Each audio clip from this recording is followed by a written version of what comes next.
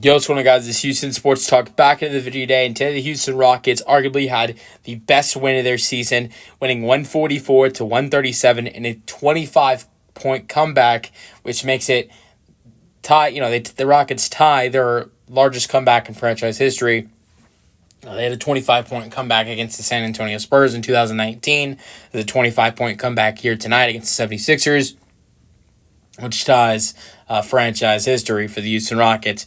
Unbelievable game for this Houston Rockets team.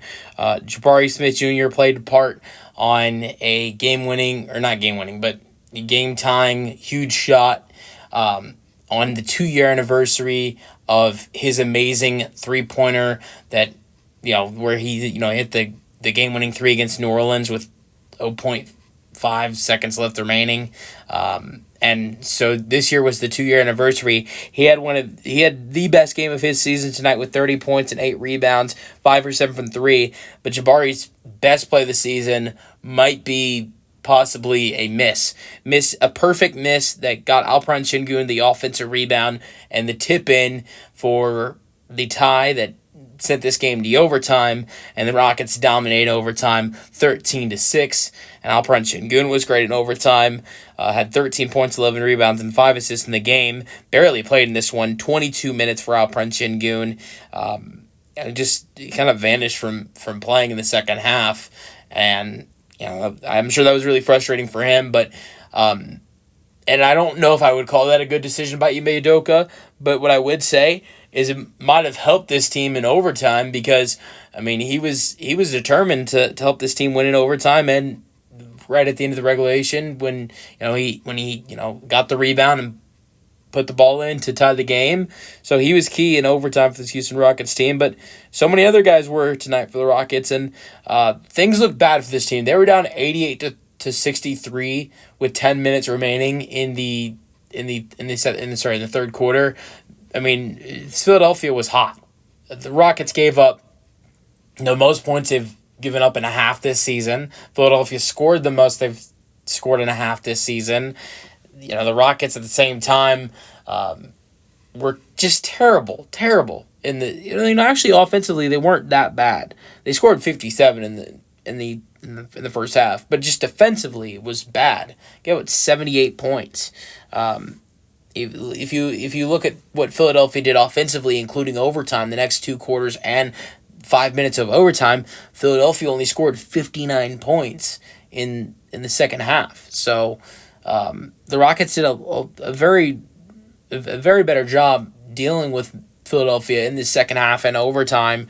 But they were able to the point where at the end of the third quarter, even though it was 88 to 73 with 10 minutes remaining, it was tied 102 in the third quarter. I'm going to say this, and this might surprise a lot of people, but I never really doubted the Rockets when they were down big, when they were down, it was 88 to 63. I always thought even though it was that big of a lead for Philadelphia, I always thought the Rockets could come back. I thought it'd be hard because the Rockets at times can be a bad 3-point shooting team. Obviously tonight they weren't.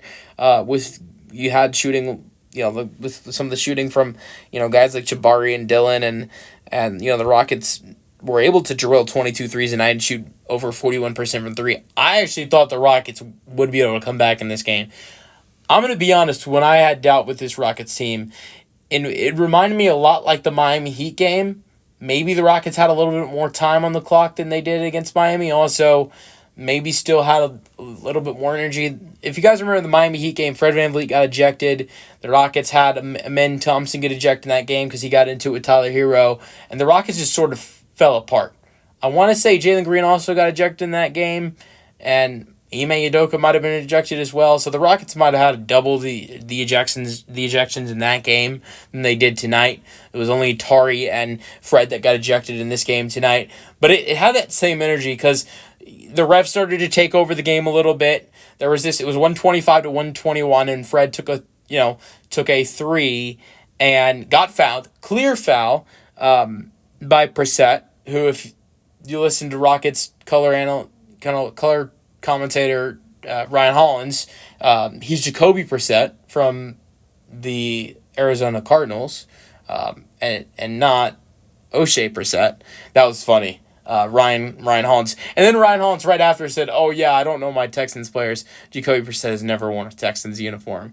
But O'Shea Brissett clearly fouls Fred VanVleet. No call is made. Fred VanVleet in frustration goes and and also O'Shea Brissett was going to have an easy layup. Fred VanVleet goes and fouls Brissett. It was a good foul because it stopped a wide open layup from happening. They go and originally called it a flagrant 1. They go and look at it and called it a flagrant 2. There was no contact to the face. It was a reasonable foul because, he had the easy bucket on the transition. Fred just stopped it. No, didn't put any hands to the face or anything like that. And they called the flagrant 2. That was a terrible call. I understand them calling a flagrant 1. I think it should have been a regular foul. Take your 2 free throws. Instead, it's a flagrant 2. The Rockets lose their point guard, and you got Brissett at the line for 2 shots, and Philly gets ball after that. And then it got to the point where the Rockets were down 129 to 121. I had hope for the Rockets when they were down 25. Honestly, when it got to the point where they were without both Fred VanVleet and Tari Eason, and both of those guys got ejected, and they were down 8 points, not a lot of time, that's when I thought the game was over. But that's when the Rockets got hot. Because Jabari hit a 3, and then that made it a 3-point game, made it 129 to 126. It was then 131 to 128, and Jalen Green was huge after that because Jalen Green made a layup, and then Jalen Green had a huge steal. The Rockets would have had to foul. The Rockets probably don't win this game if Jalen Green doesn't get that steal because that steal was huge, and there was about, I think, 6 seconds left when Jalen Green got that steal. Rockets would have had to foul if he didn't get it, and the Sixers, in a smart way, when the Rockets give the ball to Jabari Smith Jr., they foul them, so the Rockets wouldn't have a chance to hit a 3. That might have been a really good thing for the Rockets as well, because Jabari makes the first. That's one thing you needed, and here's the thing. The Rockets put in Steven Adams and Alperen Sengun in this game, and,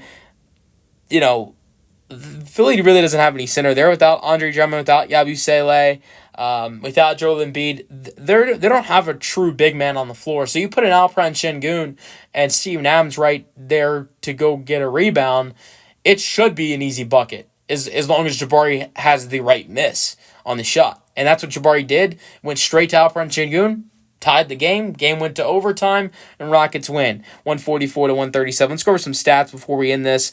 25 points for Dillon Brooks tonight, 6 rebounds, 5 assists. The Rockets also had to play a part of overtime without him. He fouled out. He shot 8 for 19, 5 for 11 for 3, 4 for 4 at the free throw line.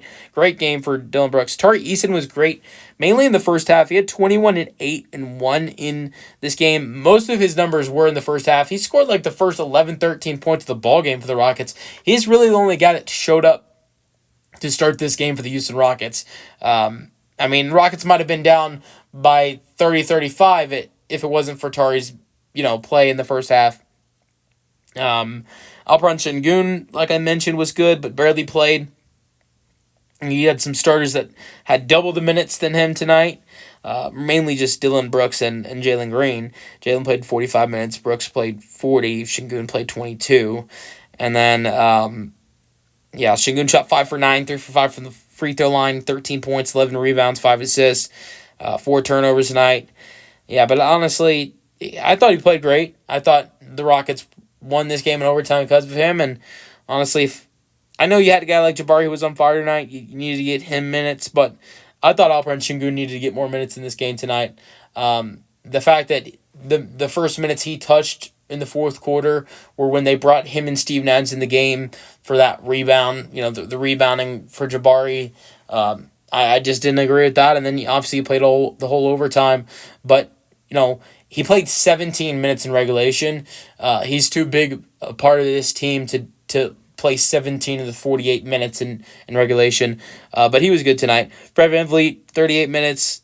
Wasn't amazing. Look, I thought he made some really solid defensive plays for this Rockets team that are key when they needed stops, so that's where I will give Fred some credit. 2 blocks, 2 steals for him tonight. He also had 7 boards and 5 assists. He had some key rebounds to this Rockets team when they were, trying to come back in this game, and he had 5 assists as well.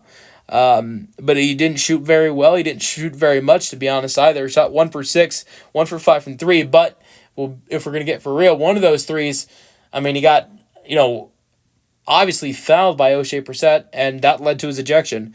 And he only had 3 points tonight. So I know it wasn't a very good night for his scoring wise, but I thought he helped in other ways possible for this Houston Rockets team tonight. And I thought he brought some good energy for this Rockets team as well. I mean, I remember it was 118 to 111 at one point for the Rockets, and things were starting to not look very well for this team. And he kept, trying to bring some more energy to this team tonight, and I thought that's something he did. And that's it for the starters. Like I mentioned, Jabari was great tonight, 30 points, 8 rebounds, 3 assists, 2 steals, 5 for 7 from the floor. 5 for 7 from 3, 11 for 17 from the floor. Jayshawn Tate played some minutes tonight. If you got Jayshawn Tate playing, Jayshawn Tate played a really good role for this Rockets team tonight. Shot 3 for 5, 1 for 2 from 3, 7.7 rebounds, 1 assist. I'm not saying anything bad about him because Jayshawn Tate was great tonight, but you got Jayshawn Tate playing the same amount of minutes as Alperen Şengün. That's not something that should be happening. I thought Aaron Holiday was great tonight for the Rockets as well. He had 8 points, 2 for 3 from 3.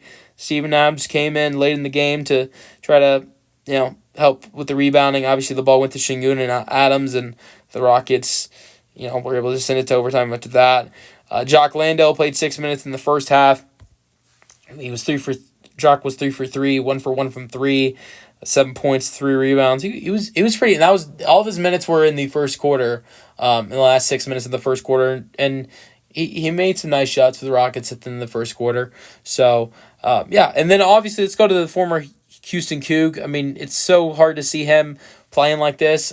Love a former Houston Cougar, but you don't want to see it against my Rockets. 46 points, 13 rebounds, and 4 assists for Quentin Grimes. You would have thought when he had that performance against the Warriors, that would have been his career high. But 46 points, 13 rebounds, 4 assists for him tonight. It's a new career high in points. I think the overtime really helped that. He had a 3 in overtime that got him his career high. 8 for 14 from 3. So his career high is still against the Golden State Warriors if you don't include overtime, but his career high is now against the Rockets. 8 for 13 at the free throw line, so he continues a little bit of the free throw struggling in these big games. When he had his performance against the Warriors, he had some free throw problems, but was clutch tonight for the Philadelphia. And if it wasn't for Quentin Grimes, the Rockets would have never been down as big as they were. But yeah, he was amazing, and they had other guys that made some big shots in this game. Jalen Hood-Schifino, former first-round pick, was good with 12. Jeff Downton Jr. had 11. Ricky Council had 10 points last time the Rockets faced him. He had a double-double. And Jared Butler had 21 points tonight with 5 assists and 2 rebounds. 11 points for O'Shea Brissett, or as Ryan Hollins calls him, Jacoby Brissett. 18 points for Justin Edwards with 4 assists and 3 rebounds. And the Rockets beat the 76ers. How about this? Rockets and the 76ers, 2 matchups, of course, this season being a Eastern Conference versus Western Conference game. Both games go to overtime. Rockets win both overtime games. 3-1 in overtime this year for the Houston Rockets. 2-3 in overtime record for the Sixers. 2 of those 3 losses for the 76ers come against the Rockets, and 2 of those 3 wins for the Rockets come against the 76ers team. Let me know your thoughts on the 144-137 win for the Rockets in the comment section, and peace out. Go Rockets.